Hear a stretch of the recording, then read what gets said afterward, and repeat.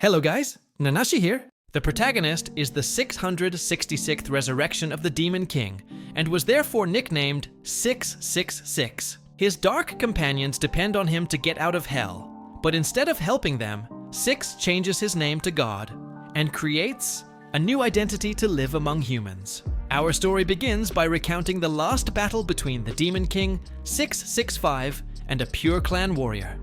As usual, the hero sacrificed himself to defeat the Demon King, and thus save humanity. The world becomes peaceful once again. The only certainty everyone has is that this story will keep repeating itself. Once more, a new Demon King will emerge, and a new hero will have to destroy him. The demons, from the depths of the underworld, anxiously awaited the rise of the new Demon King to free them from the dungeon. A few years have passed since the last Demon King's defeat. The scene shifts to a castle in the demonic kingdom, shrouded in black magic. A guard arrives in desperation to speak with your majesty. He kneels and reports that Six has escaped from the kingdom of demons. Your majesty asks what he means, and the demonic guard immediately shows a letter left by the Demon King himself. In the letter, Six declares he has stopped being the Demon King and tells the idiots not to look for him. A few hours later, in a quiet part of the Green Kingdom's capital, a white-haired young man gazes at a castle in awe. This young man is our protagonist, Six. He's thrilled to see a human castle in person, even jumping for joy. However, something atop the castle troubles him. Six somewhat hates the cross placed there by the current king. Just then, the castle. Guards spot him and demand to know who he is. The protagonist prefers not to identify himself as the Demon King and decides to assume a human identity. He promptly introduces himself as God. Suddenly, a loud voice shouts, asking how he dares to speak God's name in vain. The man then asks if the protagonist realizes whose capital this is, the Green Kingdom. That man is the commander of the castle guard, and his name is Pro. He advises the protagonist to leave immediately if he doesn't want to get hurt. Six simply asks if the Green Kingdom is strong enough to accept him as its king. The commander grows furious when he sees that the protagonist has not only insulted the name of God, but also wants to seize the kingdom for himself. At that moment, Pro decides to attack Six and orders the other soldiers to charge, but the commander's face suddenly becomes grim. The guards stare at him in fear. Six proceeds with his assault using black magic, causing several soldiers to lose their heads. The protagonist leaves no one alive. Soldiers on the castle walls try to shoot arrows, but Six erects a protective barrier, emerging unscathed before striking down the men in front of him. Their bodies are hurled away, leaving a red trail on the ground. The protagonist walks over the corpses while uttering a prayer. Meanwhile, inside the castle, the guards rush towards the king to report the situation. Suddenly, a noise at the door draws everyone's attention. The guards stand ready, but the protagonist breaks down the door with the snap of his finger. Six uses black magic to consume everyone there, except the king. The soldiers' bodies are corroded, and they scream for help. Six observes what's happening before him. The bodies around them starts to shatter, and he smiles darkly.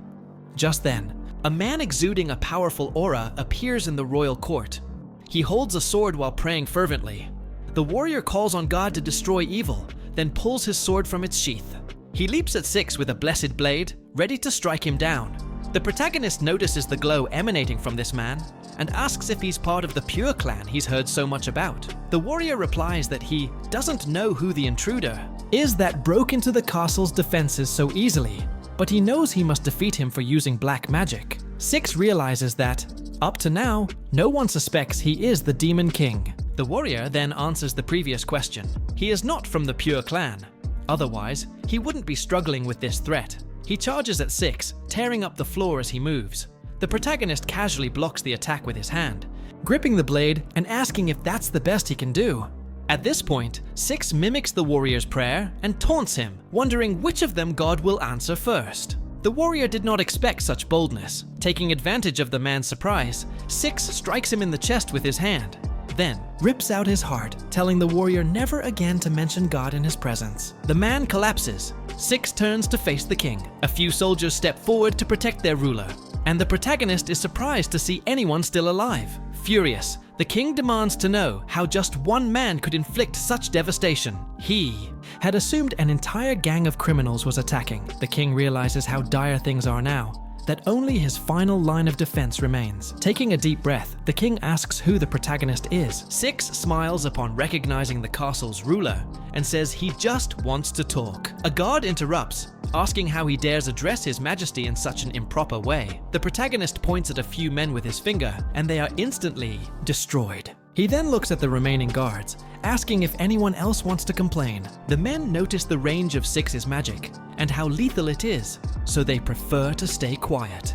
At that moment, Six closes the distance between himself and the king in less than a second, appearing right in front of the monarch's face. The king, terrified, says he's willing to give the young man whatever he wants. Six didn't think it would be so easy. He laughs and asks how the king plans to grant that. The king shouts that it's impossible. Irritated, since the man just offered him anything, Six threatens to finish him off and claim the entire royal family, thus taking the kingdom for himself. The king misunderstands and believes that Six is there for his daughter. Six retorts that he doesn't even know the king's daughter, nor is he interested in anyone. The king insists that his daughter, April, is the pride of Dr. Ross and the flower of the royal family. The protagonist says he doesn't need anyone's daughter. What he wants is the royal family's power. Then he wonders why he should accept something that isn't even the king's to give. Six becomes angry, asking if everything in this place truly belongs to the king, and the man replies yes. The protagonist's eyes glow red, and his wings appear. He demands to know if the king created this kingdom himself or took it from someone else. He accuses the king of sitting on that throne for years, living comfortably. Six declares it's time for him to step down. The king tells the protagonist the Holy See will never acknowledge him, even if he does abdicate. Six starts laughing upon hearing this. He grows so furious that he sets the castle on fire. There's a huge explosion. The protagonist watches the king consumed by flames and realizes how easy it was to kill this man, deducing that the king was definitely not part of the pure clan. Six looks up at the sky and tells God he's disappointed. None of these people were prepared to face him. Right after that, a bright light engulfs the burning castle. The protagonist remarks that it will still be a while before the pure clan awakens. After all, his return to the human world was supposed to be 20 years. Later, now he's annoyed that there's no one left who can offer him a decent duel. At that moment, Six hears a woman scream. He turns toward the sound and sees a crying girl. She keeps asking Six what on earth he is. The scene cuts to the past. After losing their first battle, the surviving demons felt they had no choice but to transfer the Demon King's soul into a new body. They poured all their magic and curses into him for 100 years. As a result, the birth of a new Demon King occurred, triggering the second battle. Fueled by intense rage, the demon invaded the land, but encountered yet another mighty hero. Again, the Demon King was defeated. Nonetheless, the demons persisted and resurrected him 100 years later. This cycle repeated itself many times, as a new hero would always appear. It happened 665 times. The demons were confident that the story of a hero who saves the world would finally end after the protagonist was reborn as the new Demon King. Once Six was declared the new king, they believed the day would soon come when he would bring suffering to all mankind. But the protagonist fled the demonic realm, leaving behind only a letter calling them idiots. He escaped with the intention of blending into human society. Returning to the present, the girl screams, calling the protagonist an evil sorcerer and demanding to know what he did to her father. Six has no idea who this hysterical person is. Suddenly, he remembers the king mentioning his daughter, and he realizes who she must be. Six calls her Princess April and says she should be next in line for the throne. She asks why he's saying that. At that moment, Six snaps his fingers, casting a spell on April. She falls to the ground, hypnotized, and he declares that from now on, she is his servant. Six flies toward her and boasts that he already has his first human under his control.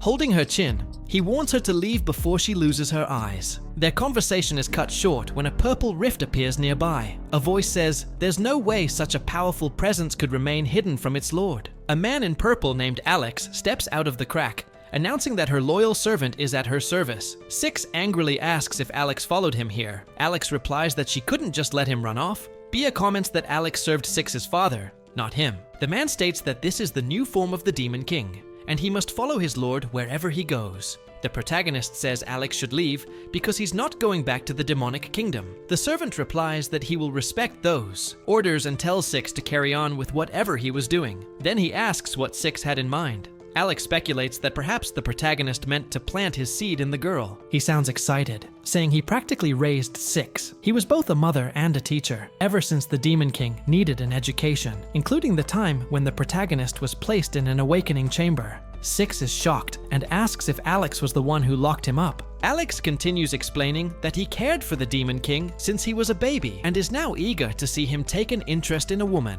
Six demands Alex stop fooling around and reiterates that he will not be the Demon King. From this day on, he just wants to live as a normal human. Alex smiles, promising not to interfere with his decisions. Six remains suspicious, and Alex asks why he's being distrusted. He starts hitting Alex, who says he's sure the man wouldn't let him live a peaceful life like that. Alex yells, asking if there is any reason for Six, the protagonist, to invade this particular kingdom. Six doesn't understand where Alex is going with this. Alex insists he must be right. Maybe the Demon King felt affection for this land, or maybe he was just in a bad mood. Six grows thoughtful and replies that he doesn't have any special reason. He just wants to live as a human and thought it would be good to be king. Alex claps his hands, saying that's exactly why he's the king of demons. He points out that Six fled the demonic kingdom, invaded the human kingdom, and kidnapped the princess. That's exactly what a demon king would do. But Alex also recognizes that the protagonist wants to live as a human, so he then says that now that Six has abandoned the position of Demon King, he will take Six's son and return to the demonic kingdom to raise him as king. Six doesn't understand how Alex concluded he would have a son. Alex continues, saying that if the protagonist cooperates, 20 years from now, his son will be the Demon King and command the kingdom of darkness. Six looks at Alex, then turns his face away. April is still eyeing him. Six quickly composes himself and says he cannot have children because he's only 80 years old. He still has to enjoy his youth. Alex tries to convince him to change his mind, but Six fires a bolt of lightning in his direction, screaming at him. Alex dodges just in time. The lightning is so strong that it travels several meters, destroying everything in its path. Six accuses Alex of trying to deceive him into going back to the demonic kingdom. As Six complains, Alex realizes that the protagonist's demonic power isn't yet complete, but is already formidable. This reassures him that Six has surpassed all the demon kings before him. Alex believes the demonic kingdom can finally defeat humanity. At that moment, the protagonist says Alex is right. Becoming a king could draw a lot of human attention. That's why he's changed his mind. Alex looks at him hopefully, until Six declares he's going to become a warrior. It's hard to believe that the protagonist wants to become the very thing that defeats the demonic kingdom every 100 years. Then Six changes his mind again and says he will be the companion of a warrior. He figures if he just picks a random person to be the warrior and follows that person, he'll achieve his goals. Six gets excited about his perfect plan. Alex tells him to pull himself together, noting that if there is no Demon King, there can be no warrior. Six simply says he needs to find a warrior immediately. He starts to leave, and Alex asks what to do with the princess. The protagonist tells Alex to handle it. The man grows angry about having to solve everything alone, but knows he needs his power to accomplish his goal. So he casts the magic on the princess and apologizes for it. Alex takes on a different form, and says he's sure the Demon King will forgive him too. The scene shifts to a bit later, where Six is lying comfortably while Alex drives. Six complains about using horse-drawn wagons when they can fly. Six replies that he doesn't want people to discover he's the Demon King. Alex points to the burning castle and suggests he could keep a lower profile if he stopped drawing so much attention. The protagonist says this isn't the time to blame him, and the servant asks whether he really plans to become the captain of a warrior. Six says yes. He wants to use a warrior as bait, basically to hunt monsters like a normal human until he adapts to society. He might even get rich doing that. Alex comments that it won't be so easy to get rich in human society. Six says they used to stay behind the scenes, eliminating a few dragons or something like that. He's sure it won't be hard to mount an attack with a demon king and a high-ranking demonic servant. Alex is less convinced. Six asks if Alex knows how human society works. Alex explains that people are divided into levels: Class A, Class B, and the best are in Class D, known as Dragon Slayers. Six is surprised that killing a dragon alone is enough to earn that title. Alex says that at present, dragons remain neutral between humans and demons, so those called Dragon Slayers are recognized as very powerful. There are also giant killers and elite assassins. Six asks, confused, why there are so many classes. He's overwhelmed by the information. Alex replies that there may be other levels he doesn't even know about. Supposedly, all of it was established by the Warrior Management Division of Santa Fe. There is also Class F, for those deemed defective. The higher classes are backed by the kingdom's nobility, while defectives get no support and are viewed as a nuisance. Six remarks that he never knew humans could be so cruel. Alex then says, there's something more important to a warrior than class: being born pure. Six grows intrigued and asks if that refers to the Pure Clan. Alex nods and explains that 80 years ago, a warrior and a saint were humanity's first saviors. They had children, and the family spread across the land, continuing a sacred bloodline known as the Pure. People are tested, and the purer their red liquid, the stronger their powers can manifest. The one with the purest blood becomes the ultimate hero, who will fight the Demon King in a total of 665 battles. The hero was victorious. Six realizes why humans care so much about maintaining a pure lineage. He's annoyed, since this rivalry got him imprisoned for 80 years. Alex responds that it's the king's duty to stand in the way. Six says that this concept caused problems for the last 1500 years. So now, he only wants a simple life like a regular human. Six lies in the wagon, looking at the sky. Suddenly, a butterfly flutters across his face, and he asks what it is. Six is so fascinated, remarking that they look like flower petals coming to life. Alex glances at them and explains it's called a butterfly. The insect lands on Six's finger, and a strong wind blows, causing it to fly away. Alex watches as Six seems like a child playing. The protagonist asks what happened, and the servant tells him it's just the wind. Six recalls that ever since he arrived in the human world, he's felt this cold breeze on his body, something that never happened in his 80 years in the demonic realm. He looks up at the sun and asks about the bright circle that hurts his eyes. Alex patiently answers all his questions. Six wonders how Alex knows so much. Alex explains that he is part of the reincarnation of the 7 demon stores, born to serve the king. Six looks around and says he loves this place. He asks if the other demon kings never experienced anything like this. Alex explains that normally, the demon king only appears in the human kingdom after a century, and then heroes defeat him almost immediately. Six is glad he arrived 20 years ahead of schedule. He's certain life here will be better than life as a demon king. Alex glances over, silently judging Six's attitude. Six climbs back onto the wagon, announcing he's going to sleep, and tells the servant to drive carefully, because neither of them would survive if they went back to the demonic world. Alex simply acknowledges. A few minutes later, the servant wakes Six and tells him they have arrived. Alex says that, as Six requested, this is a distant little village called Zorikes, with minimal trade or military presence. Six, still groggy, agrees that it doesn't look too bad. They walk among the villagers, and Alex points out that there are only 2 clans here, one that's almost Class G, and another that's barely above the bottom rank. Six asks if there's no Class D in this village, and Alex replies no.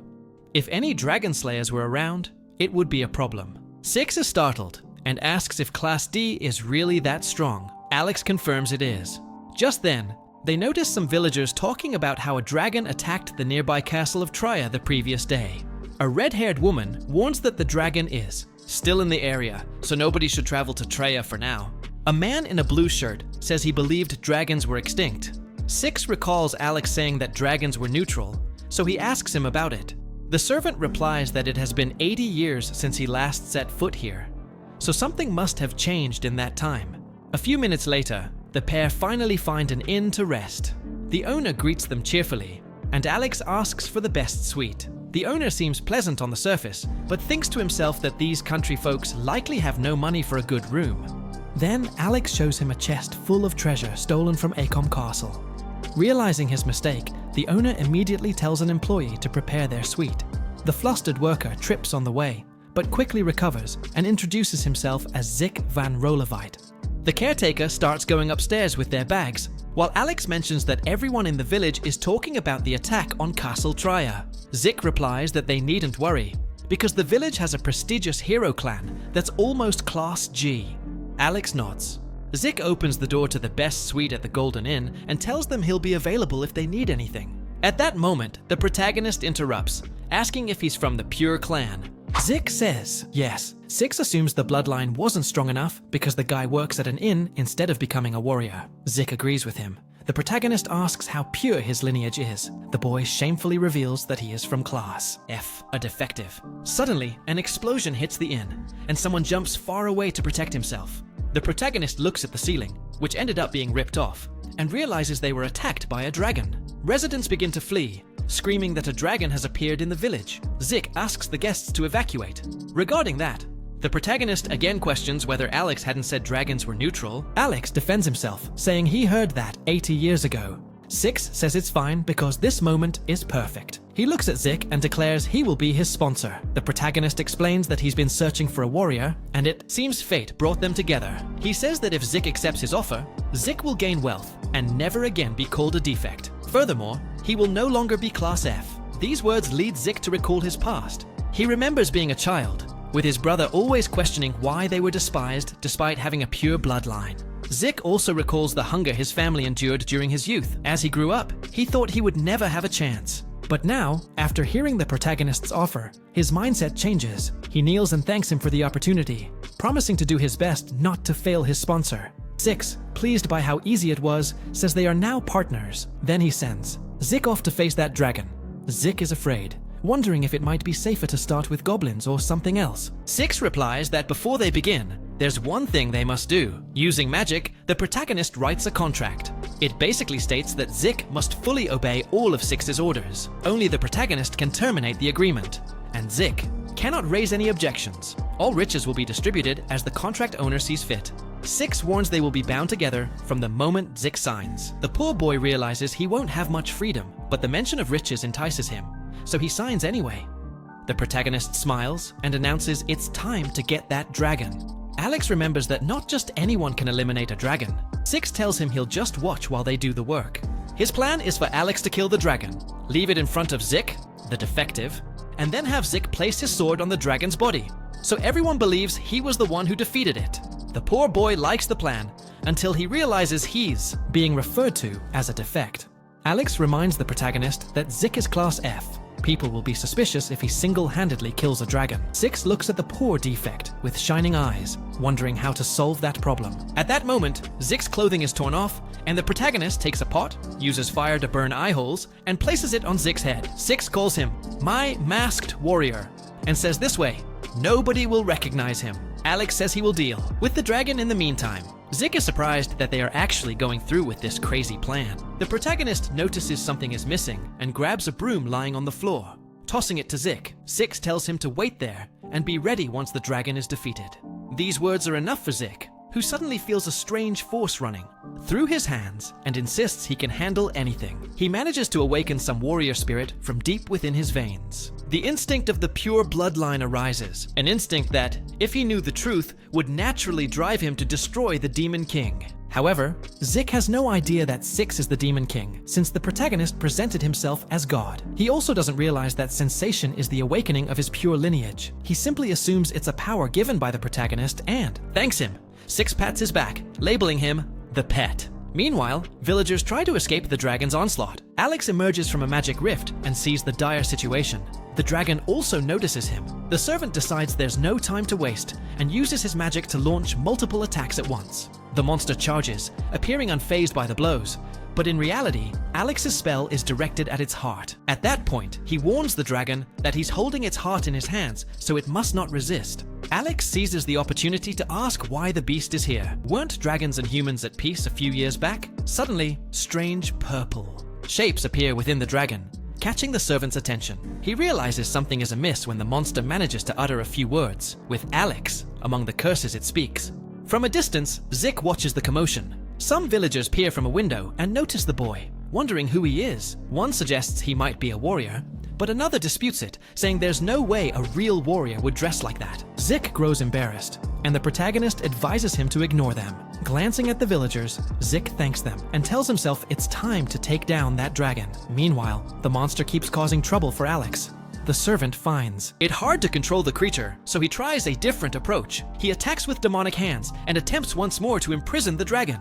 This succeeds, and he uses a heart-piercing move. The dragon howls in pain, but simultaneously, those strange purple shapes keep the heart from being destroyed. Suddenly, the beast utters that the one who should be replaced has risen, and its tentacles dart toward Alex's face. The servant ponders these words and grasps what's happening. Meanwhile, the protagonist observes the fight, wondering why Alex is taking so long to finish off the monster. He wonders if the servant is relying on fistfights instead of black magic, but then he notices the dragon beginning to fall. Six tells Zik to get ready. He must strike the dragon with the broom the moment it's about to hit the ground. Zik obeys, focusing on the creature. Then the dragon opens its mouth to let out a mighty roar. Zik, who is feeling uneasy, fears it might be mocking him, and he's worried about being obliterated.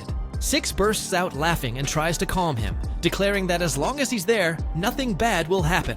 Encouraged by this, Zik grips the broom, assuring himself he can do it. At the same time, Alex is being consumed by the purple goo and tentacles. The servant uses his demonic hands to pull that stuff off his face, but the purple mass counters with more tentacles. Alex realizes his hands are pinned. This is getting problematic. Nevertheless, he perseveres, fighting back against the monster's assault. He grabs hold of the octopus-like appendage and plunges downward at full force. The protagonist sees the dragon descending rapidly, commenting that maybe Alex should slow down if they want to save the corpse. Alex continues battling the purple goo. Meanwhile, villagers shout that the dragon is approaching. Zik prepares to strike, but the protagonist notices something off. The dragon is flying normally instead of plummeting. He glances over and realizes Alex is being attacked by some purple substance, which may be preventing the beast from falling. Zik tries to motivate himself, recalling how his father taught him swordsmanship when he was a kid. His father said that a secret technique was passed down in their family. Even though other children doubted he could ever join the kingdom's army, his father insisted it didn't matter what they said. The pure bloodline still flowed in their veins. Zik trusted his father's words, and when he confronted the dragon, he was certain he could use what he learned. Now he readies the broom, prepared to land a blow. Finally, Alex breaks free from the goo. Zik strikes the monster right on target. A blue paint effect seems to burst on impact, and the dragon is sent flying. Zik opens his eyes to see if he hit the mark and notices everything is splattered with blue paint. Suddenly, the villagers start believing he's a hero. The protagonist laughs at the scene. Zik notices his laughter. Six suggests that the masked hero change clothes quickly. The boy complies and runs off. Alex watches from above with his disfigured face, clearly remembering that strange voice telling him that the corpse had been reborn. Morning arrives, and the protagonist wakes up. Alex drinks a cup of coffee, remarking that he noticed humans start their day with that beverage. Suddenly, Zik barges in with good news. Everyone in the village is talking about the masked hero. The protagonist wants more details but can't help noticing how filthy the boy's clothes are. Zik explains that he was helping repair parts of the village, which is why he's so dirty. Six says he understands, and Zik comments that it's nice waking up to that kind of sunshine. Apparently, he just returned to the same dragon-damaged room and slept peacefully without a proper home. Meanwhile, the residents are trying to salvage what they can after the destruction. Many homes were demolished in the attack, leaving people homeless. They admire Zik for his feats, praising his performance. Alex remarks that the boy seems to be doing well. They spoke with him yesterday, and Zik shared that he grew up poor, having to work from a young age to support his family. He even worked in a grim bar at one point. The protagonist is glad to have a new team member, and already decided what they'll do: stay in this village for a while and pause their journey. Six thinks it's a perfect place to continue posing as a human. He gets up and heads out with a smile, saying they should let Zik keep working. Alex asks where he's going, and the protagonist replies that he's going to sell the dragon's hide. The servant mentions that the heroes took whatever remained of the dragon last night. They wonder how that happened, and if their efforts were in vain, as they can't profit from the creature's corpse. The Demon King starts yelling at Alex to come with him. Alex asks how and where they plan to go. The protagonist says they're heading to the hero agency. Alex knows that's the main base for high-level heroes, so he worries the protagonist won't survive if they find out the Demon King is in the human world. He tries to talk Six out of it, saying that going there will ruin his plan to integrate into society. Moreover, they need the agency to remain functional so they can register Zik as a warrior. The protagonist pauses to consider it. About that, Alex is confident he has managed to stop the destruction of the demonic race. 6 changes his approach and says he knows how to reclaim his items, telling the servant to follow him, which forces Alex to drive the carriage once more. He gets annoyed when the main character does not respond, using the very name he created to live in the human world. 6 also appears tired of traveling. Alex takes the opportunity to urge him back to the demonic world, arguing that he has been on the surface long enough. 6 replies that Alex cannot just say that because he wants to.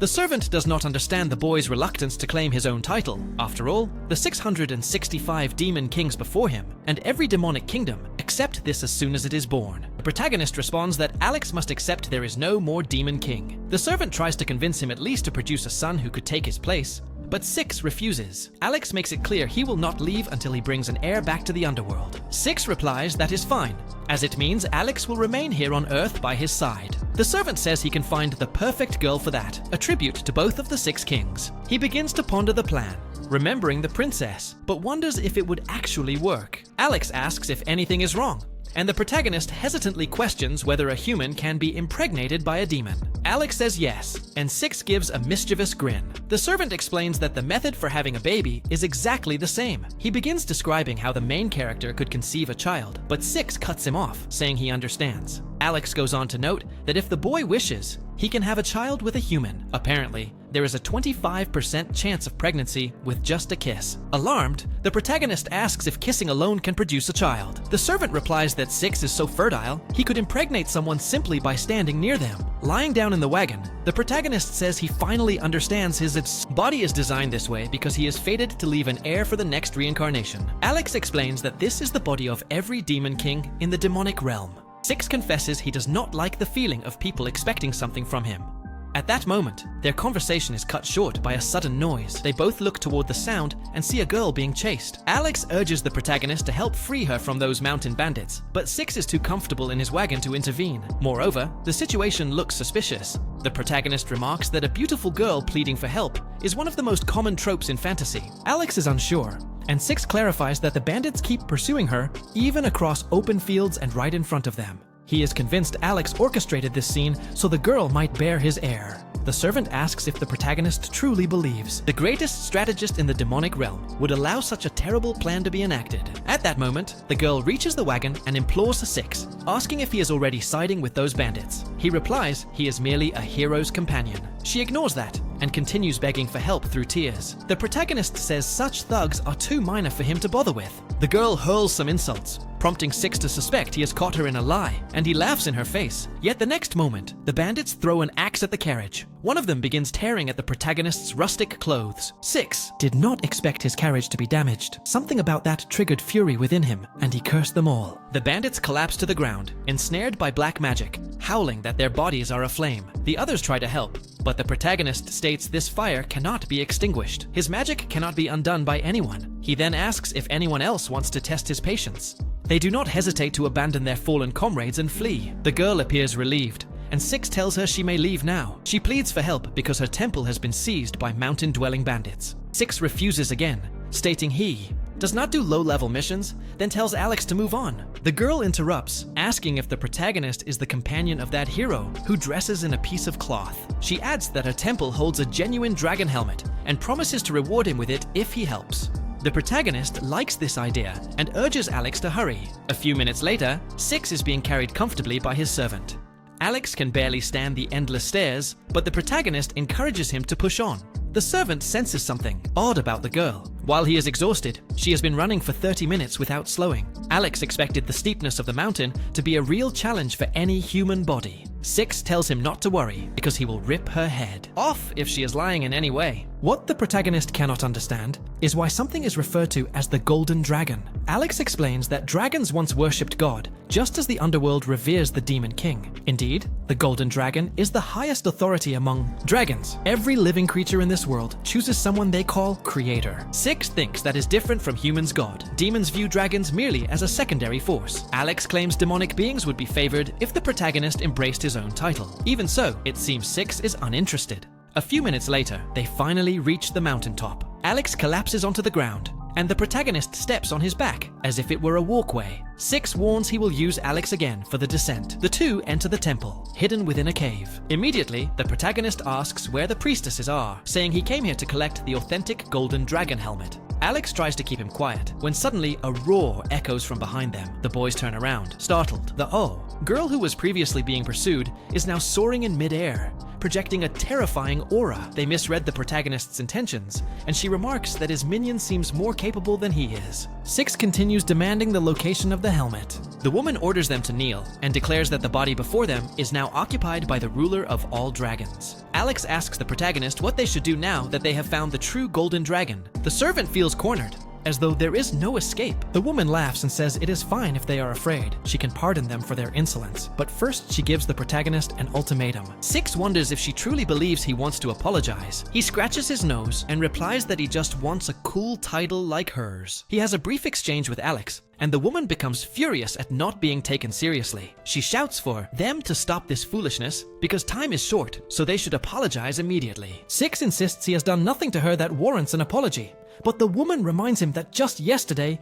he destroyed a dragon. The protagonist asks if all this fuss is simply because of that. Angered, she strides toward him and questions why he is so confident when standing in her domain. She proclaims that even if he is the Demon King 6, he is still within her territory and will be unable to defeat her. Alex tries to warn the protagonist that it is extremely dangerous to remain in the Golden Dragon's domain. The woman assumes the protagonist will cower like his servant, but Six moves in close and says he is ready to take her down. She is about to respond when he cuts her off. The protagonist asks if she would not prefer to apologize for deceiving them. The woman is taken aback by Six's hand pressed to her face. He says he only came to the surface intending to serve as a hero's companion, but that damn dragon set fire to the village, forcing him to destroy it in self-defense. She does not know how to respond. At that moment, the protagonist goes on, explaining that she failed to rein in her children's mischief, yet now she has appeared to punish him. On top of that, she tricked them, pretending she needed help to escape some bandits. Alex joins the conversation, agreeing with the Demon King. He says it is extremely presumptuous of her to assume her words are automatically correct just because she holds power. The servant also recalls that it was the dragon's side that broke the peace and attacked him first, so in this scenario, she is in the wrong and must apologize. The protagonist concurs with Alex, adding that parents are always responsible for their children's mistakes,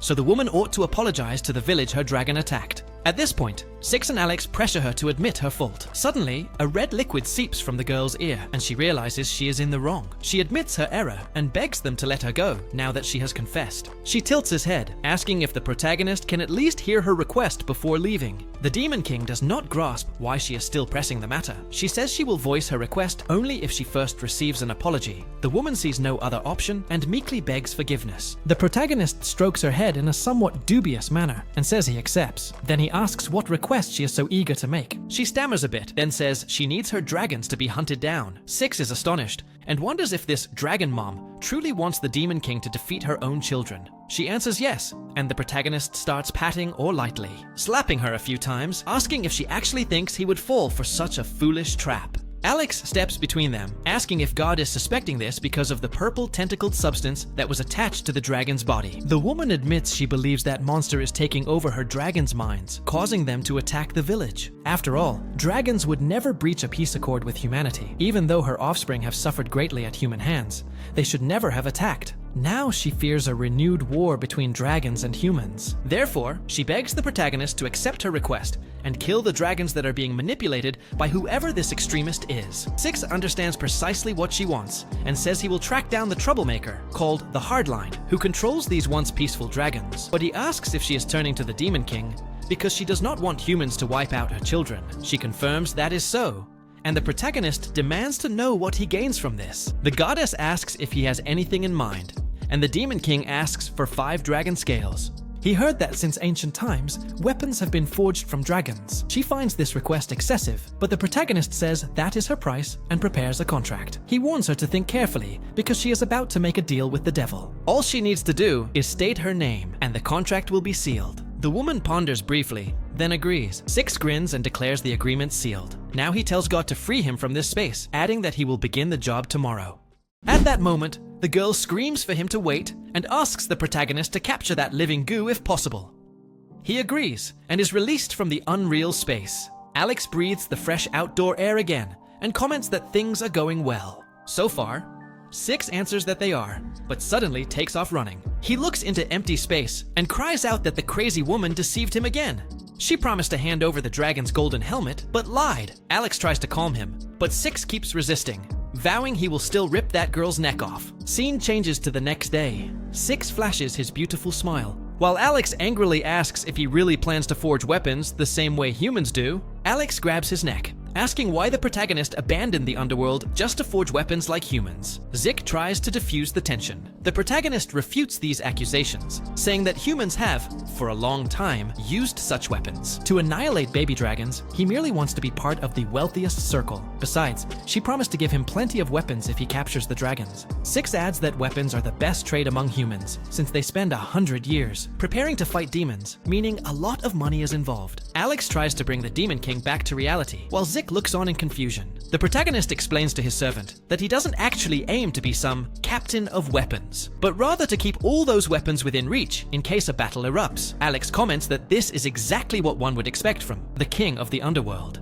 The protagonist then orders him to hurry and gather all the materials. Alex obeys and runs off with Jack. Six remarks that it is always easy to fool Alex. In truth, he intends to infiltrate several departments and exploit everything to his advantage. A few hours later, the protagonist is lying comfortably in bed. He glances at the ceiling, still unrepaired, and recalls everything that has happened since he arrived in the human world. He realizes he made quite a mess before reaching the inn, but now he's happy that everything is going as he wanted. The protagonist decides that from now on, he will basically sit back and wait for money to flow in. Yet for some reason, he cannot shake a sense of danger. He tries in every possible way to live as a human, but he feels he may never truly fit in and might be discovered. This fear stirs within him, and he concludes the best option at the moment is to sleep. Later that day, Alex shows the protagonist a gun shop. The store's owners, unfortunately, died in the dragon attack. Six complains that his servant moved so quickly, he barely got any rest. Alex admits that upon hearing the plan, he couldn't stay still. Repairs to the store should be easy thanks to Zach's help. The protagonist is surprised to learn the boy is a carpenter. He finds Zik incredible for being skilled in so many things at such a young age. Sadly, the real setback is that Zik is Class F. The protagonist asks what would happen if someone from Class F had a child with a pure clan individual. Alex replies that he assumes the child would still be Class F. Six looks dejected, saying there's no hope for defective people.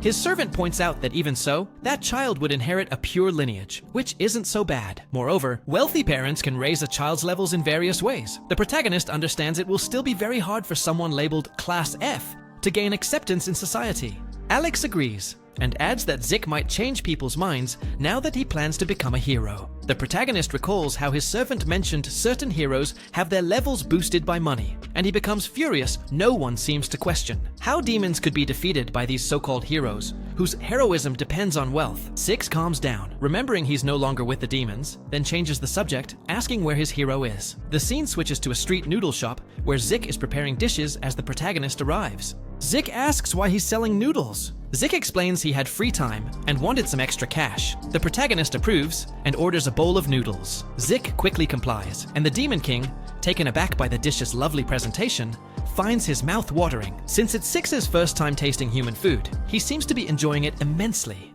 Suddenly he exclaims how delicious it is, and Alex also starts devouring a plate of noodles. Both shower Zik with praise, and the protagonist even suggests that Zik should abandon the idea of being a hero. Maybe working as a noodle maker suits him better. Zik seizes the moment to thank the Demon King. He says that thanks to the protagonist, he was able to buy school uniforms for his younger siblings. Typically, they were the only kids at the Warrior Academy who had no uniforms. The protagonist is surprised to hear about a school of warriors. Zik explains that he works hard to pay for a private elementary warrior school for his brothers. He doesn't want them to suffer because he's Class F. Suddenly, their conversation is cut short by someone complaining there's a fly in the noodles. A man starts throwing food everywhere, declaring he'll never return to such a filthy restaurant.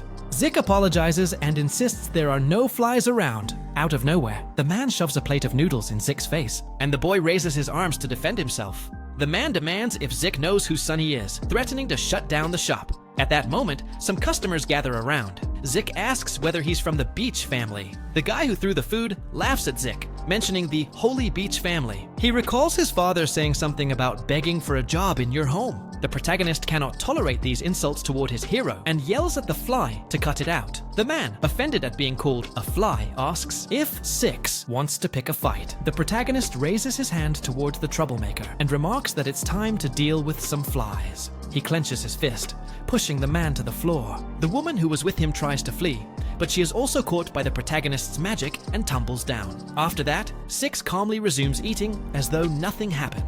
At that moment, the goddess sends a message containing the location of one of the dragons. The protagonist declares it is time for his hero to act and tells him to close the shop. Night falls, and the three set out for Leah's castle.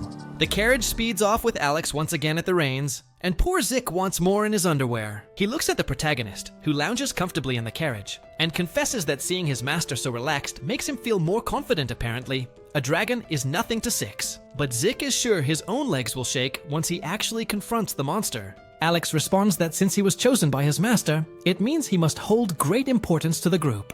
The boy is taken aback, and Alex urges him to act more like a leader from now on. Then Alex offers him the reins. He warns him to hang on tightly, because they are nearly at Leah's castle. Zik shivers as cold air washes over him. Glancing up, he notices the castle is covered in snow. At that moment, a huge dragon flies overhead. Attached to it is the same purple goo. Zik cries out in horror that the castle is already lost. The protagonist points to the side, indicating the villagers gather there.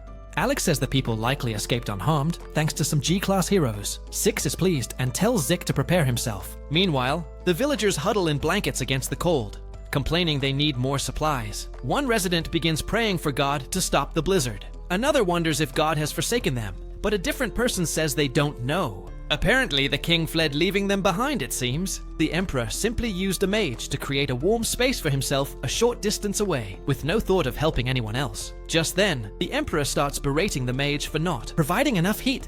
Their argument is interrupted by a loud commotion. The protagonist's carriage barrels through at high speed, and at the last instant, Alex manages to steer it over the king's position without hitting him. Stunned, the emperor asks if that was a hero. Someone in the crowd shouts that a hero wouldn't just be wearing. The king turns back to the mage, demanding more heat in the area. The villagers notice the carriage heading straight for the dragon, and a small boy wonders aloud if that guy really plans to fight in nothing but underwear. Another villager says there is no way he's a hero. Mortified by everyone staring, Zik scrambles to cover himself with a blanket.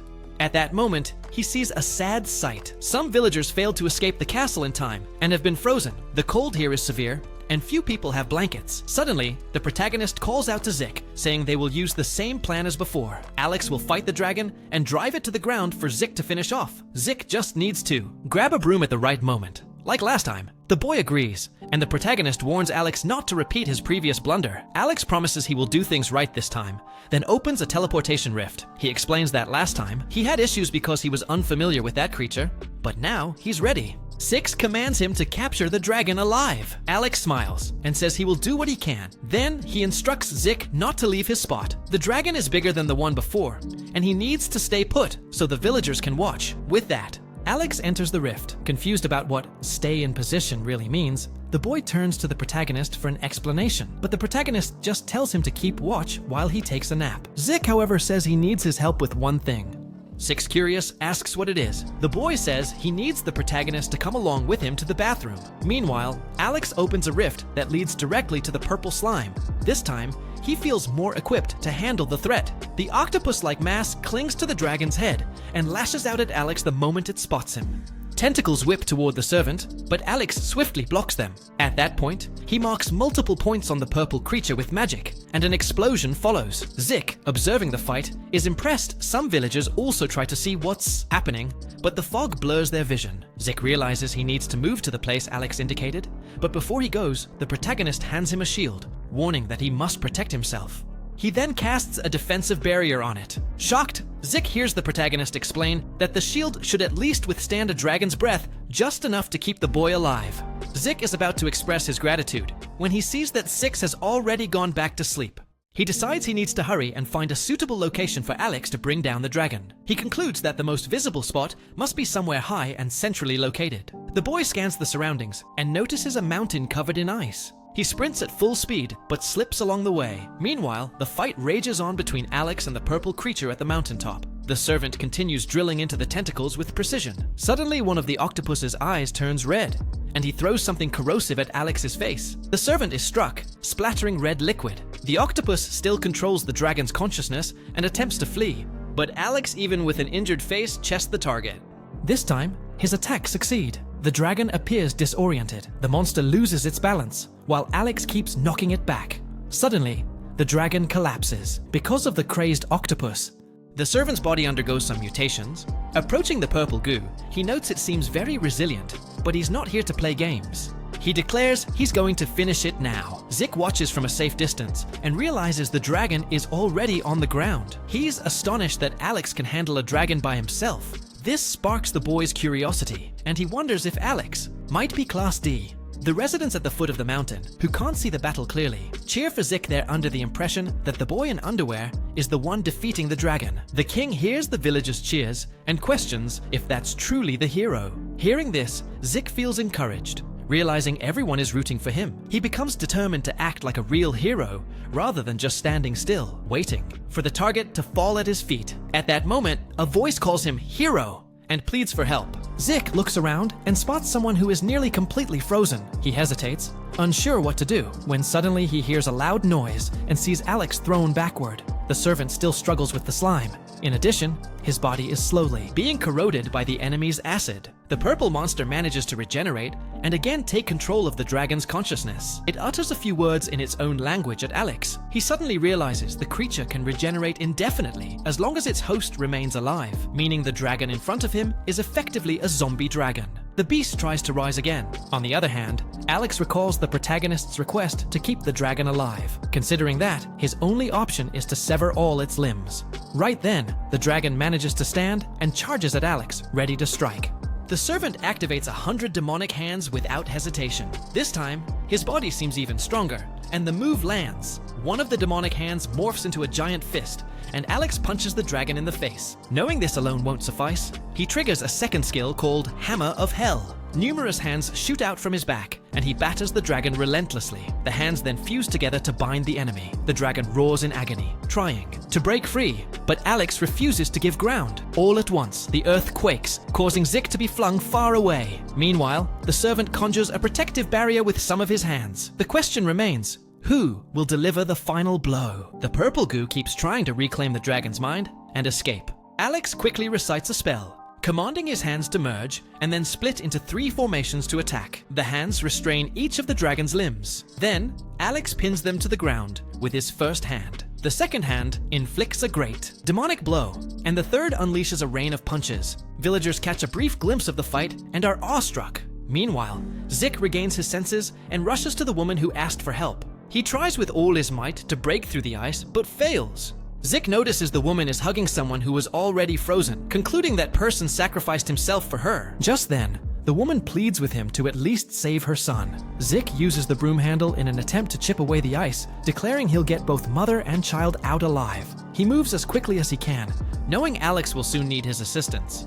Suddenly, a bright light forms near him, and some residents shout for Zik to approach it apparently. That light was responsible for destroying the castle. Following the man's words, an explosion erupts, and the light surges toward the boy. But he quickly recalls the shield he received from the protagonist and uses it to defend himself. The impact is so intense that the shield is shattered and Zik is hurled backward. The glare blinds the villagers, causing them to shield their eyes. The cold intensifies, and not even the king's protective magic helps. Alex lands near the dragon and realizes maintaining this body kept in reserve for 20 years is proving difficult. The demonic soldier regrets having to draw upon his power now. While Alex weighs his options, Zik finally regains consciousness after being buried in a massive blizzard. The first thing he remembers is the mother clutching her baby. Sadly, the woman did not survive. Her body from the waist down was frozen and severed when the snow hit, but the baby is still alive, crying. Zik is determined to save at least the child, yet senses something amiss. As he tries to move, he discovers his feet were amputated by the extreme frost. Suddenly, villagers realize another storm is coming and shout for the hero to run, but Zik refuses to abandon the baby. He starts crawling towards the child. Meanwhile, Alex, fully transformed into his cursed form, asks if the enemy truly believes this blizzard affects him the same way it does humans. He laughs, remarking that it's a joke. At that moment, another explosion occurs. Zik manages to reach the baby, but is knocked away by the blast. At that point, someone approaches and says they really don't understand. The protagonist looks at Zik, and wonders how humans can imagine they stand a chance against him, since they're all being consumed by the cold. Six can't fathom how demons ever lost to these people in all 665 prior reincarnations. Zik begins, losing consciousness, and apologizes to the protagonist for not arriving sooner. He vows to do better next time, then faints. The next day, Zik finally awakens, feeling a bright light on his face. Bandages cover his entire body, and his first thought is that he must go defeat the dragon. But looking around, he realizes he's back in his room at the inn. He wonders if it was all a hallucination and touches his head, trying to regain clarity. Suddenly, as he lifts his arm, he notices seams along his skin. Even his legs have been stitched on. Zik is baffled by what happened. Moments later, he hears voices outside and recognizes his master's voice. He rushes out, excited, and sees the protagonist surrounded by various weapons. Six asks if he's finally awake. Zik, full of questions about his own condition and the baby, also asks about the dragon. Six simply replies that both the dragon and the baby are fine, so he shouldn't worry. The Demon King adds that now that the boy has recovered, they need to get moving. There's plenty of work to do. Zik is delighted and tells his master he's ready. That day, the trio keeps defeating dragons as usual. The protagonist tells the defect to proceed, and Zik says he's set. Alex swiftly attacks the dragon with a dagger this time. The dragon is instantly collected once beaten. The next morning, the protagonist wakes to find weapons raining down in front of their house. The same pattern repeats day after day, and the group amasses more and more artifacts for slaying these formidable monsters. Six feels gratified that his plan succeeded. They continue in this manner for a month. Finally, they find a chance for a quiet dinner, but their peace is cut short when the dragon goddess reveals the next attack location. Without hesitation, the group flies off to face the new threat. Daily challenges have boosted Zik's confidence. He now leaps over obstacles with ease. He also gains a more prominent role in the party. Locals always gather at their windows to see him after each monster is defeated. The protagonist commends his excellent performance, and Zik can't hide his happiness. After numerous missions, he notices that their group has become the most renowned team in the region. At last, the group beams proudly at the arms store they built through great effort. Six has chosen Devil Weapon as the business name. Zik is the first to step inside, exclaiming how impressively organized all their collected weapons are. Even the protagonist never imagined it would look so good. Alex states he worked tirelessly to make this shop the continent's finest. Six comments that this is good because Alex will be in charge of running the place. A bit puzzled, Alex asks if Six himself will do anything. In truth, the protagonist wants a comfortable life free from work, so he asks Alex if he's ever seen store owners actually working. The servant starts to protest, but the protagonist squeezes both Alex and Zik, asking if they have any objections to his plan not to manage the store. They immediately reply that they have none. Zik says that's perfect and wishes his employees good luck. Before leaving, Zik says he needs to discuss something. He requests permission to keep running his stall, as he still needs monthly income for his younger brother. Zik answers that he can do whatever he likes, and Zik thanks him. Right afterward, the Demon King summons Alex, telling him to bring it. In the following moments, Zik peers into a chest, remarking how amazing this item looks. The protagonist pulls out a shield and explains it was forged from the scales of defeated dragons, combined with blue scales, dark ore, and chaotic stone. It's exactly what the protagonist wanted. Alex elaborates that the dark ore was specially crafted by the underworld's best blacksmith, named Hermes, and it can withstand 34 blows from the Demon King. The protagonist is astonished, and Zik notes that dwarves are incredibly skilled to produce such quality. The underworld Alex mentioned refers to the demonic realm, but Zik interprets it as a land of blacksmiths. Handing Zik the shield, the protagonist instructs him to test it. Suddenly, the boy is sucked inside the object, finding himself floating in an unfamiliar space. Panicking, he cries out to the protagonist. A voice asks whether he was the one who struck it. Looking toward the source, Zik sees a huge, disproportionate eye. The voice introduces itself as the Lagoon of Doom, declaring that from this day on it will make him its master for life. Zik demands to know since when he became a master. Instantly, a bright light shoots at him, forcing him to cover his eyes. Moments later, the boy reappears in the store, still asking about that strange eye. Six replies that it's on its way, then orders the defect to block the incoming attack. That's all for this video, everyone.